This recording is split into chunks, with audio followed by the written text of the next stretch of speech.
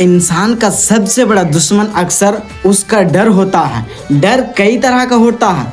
Police का डर, सरकारी दफ्तारी का डर, या तो फिर समाज को सुनने का डर, या तो फिर असफल होने का डर।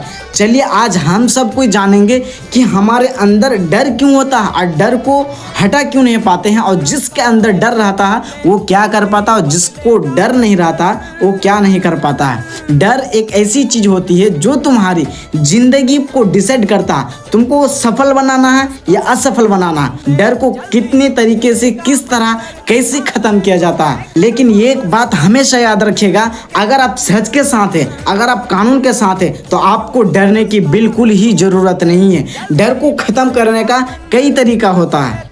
पहली बात, नहीं जानकारी होने पर हम सबको डर लगता है, लेकिन जिस चीज़ के बारे में आपको डर लगता है उस चीज़ को बारे में आपको सही जानकारी लेनी चाहिए।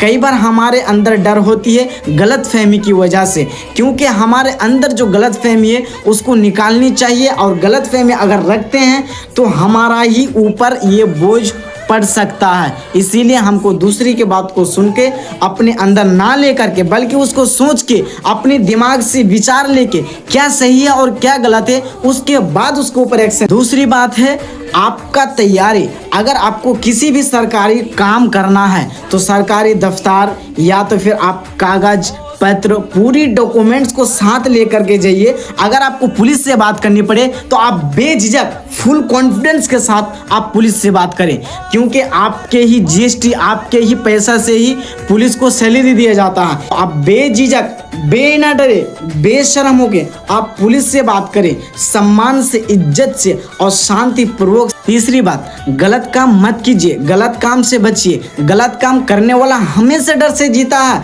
और ईमानदार इंसान आपको मजबूत बनाती है।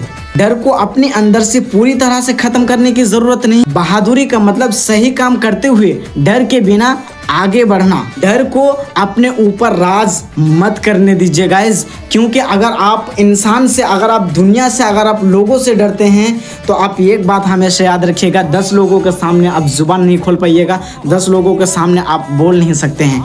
क्योंकि गाइज इंसान के अंदर जो डर होता है ना, उस डर को ख़त्म करने का तरीका हम आपको इस वीडियो में बताए हैं। आप अपनी ज़िंदगी में अगर इम्प्लीमेंट करते हैं तो आपका ही काम आएगा। गाइज अगर आप इसी तरह का, इसी तरीके का सरकारी कानून, सरकारी दफ्तर, सरकारी एम्प्लॉय से किस तरह बात करना, रेलवे के बारे में, लॉ के बारे में, आप कोर्ट के बारे में, पुलिस के बारे में, आधार कार्ड के बारे में, यानी कि आप किसी भी बैंक की किसी भी प्रकार के काम करते हैं तो आपको इस चीज़ों के बारे में अगर जानकारी चाहिए तो ज़रूर मुझे फॉलो कर लें और सब्सक्राइब कर लें। चलो मिलते हैं फिर नेक्स्ट वीडियो में।